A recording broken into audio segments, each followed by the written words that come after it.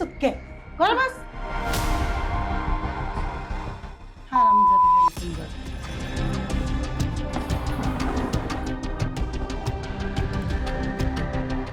খালি বয়ে বয়ে খাইতেছে খালি বয়ে বয়ে খাইতেছে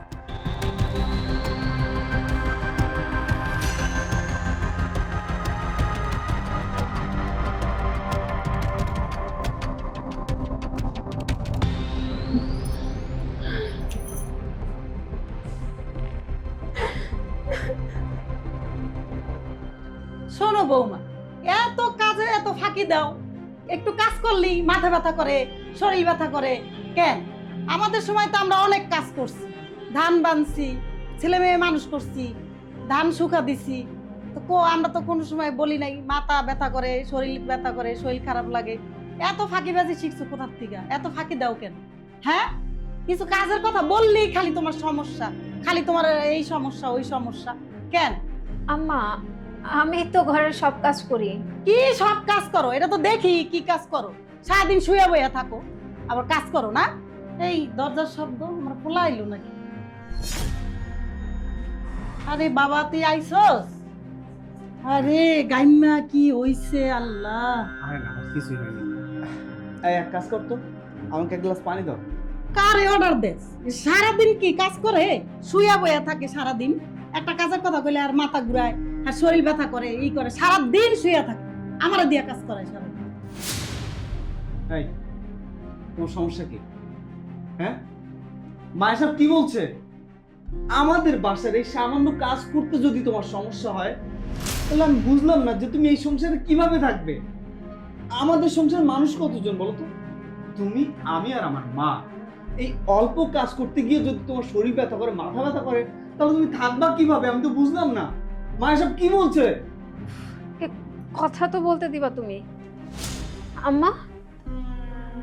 আপনি কেন মিথ্যা কথা বলতেছেন ঘরের কাজ তো সব আমিই করি তাই না তাই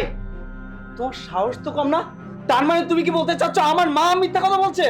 হ্যাঁ আমার মা সাজিয়ে সাজিয়ে তোমার না মিথ্যা বলছে হ্যাঁ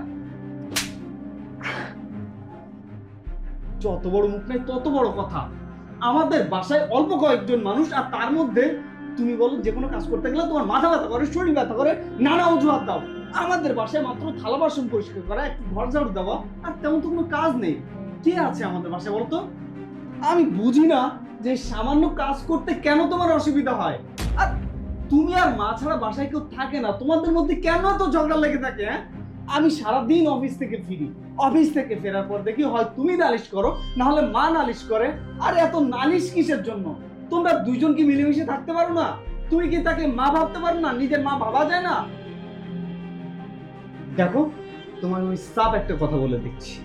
তুমি যদি ভালোভাবে আমার বাসায় থাকতে পারো তাহলে থাকো আর যদি না থাকতে পারো না আমার বাসা থেকে বের হয়ে যাও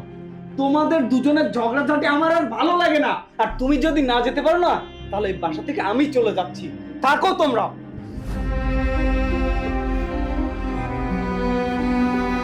মজা হয়েছে না এবার মজা হয়েছে আমার সাথে করেই বৌমা কান্দাকাটি থামাও আমার পাও টিপা দাও নাও পা বসো দেখছি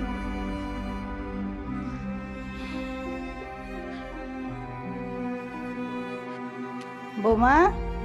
একটু পানি আন না খাওয়াও আমারে আচ্ছা ঠিক আছে মা আমি পানি এনে দিতেছি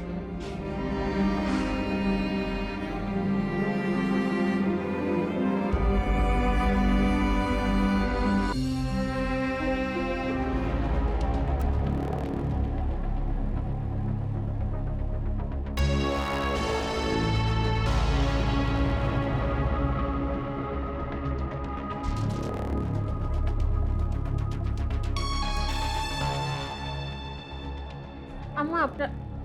আম্মা না এরকম আম্মা কি হয়েছে আম্মা আম্মা দরজা খুলে দেন আম্মা আম্মা আম্মা কি হয়েছে আপনার আমার না মাথাটা হঠাৎ করে ঘুরানি মারছে গো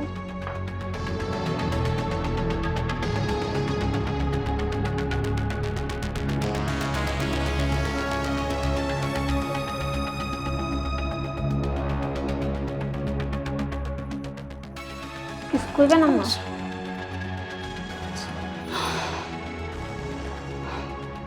কিছু লাগবে আম্মা আপনার? না, আমার কিছু লাগবে না। তোমার সাথে আমি অনেক খারাপ ব্যবহার করছি মা। আমার ছেলেরে দিয়াও তোমার মাইর খাওয়াইছি। তুমি মনে কিছু নিও না, তুমি আমার মাফ করে দিও বৌমা। আম্মা আপনি কি সব যে বলেন, আপনি তো আমার গুরুজন, আপনি আমার মারতেই পারেন। আর তাছাড়া ছোটবেলায় আমার মা মারা গেছিল, আমি যখন এখানে বিয়ে করে আইছি